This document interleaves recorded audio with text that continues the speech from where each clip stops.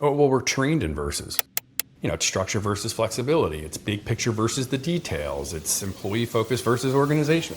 And that versus it just shows how insidious, this is really our whole lives. We're taught either or, but then we're put into these situations, complex situations that require us to hold a both and mindset, right? And a both and lens. We still need the either or, super important. Helping people even in that sense, is really indicative of how hard it is. Because I can work with leaders in teams for a little while and they're still saying verses, but when they can begin to change their language, even as they're talking to their teams, we're striving for, right? What we need to do here is pay attention to the short term and the long term.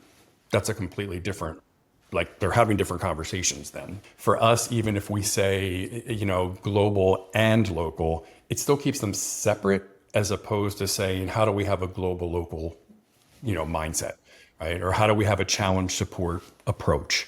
Because we don't have language for what the blend of challenge support is, or local, global, like structure flexibility.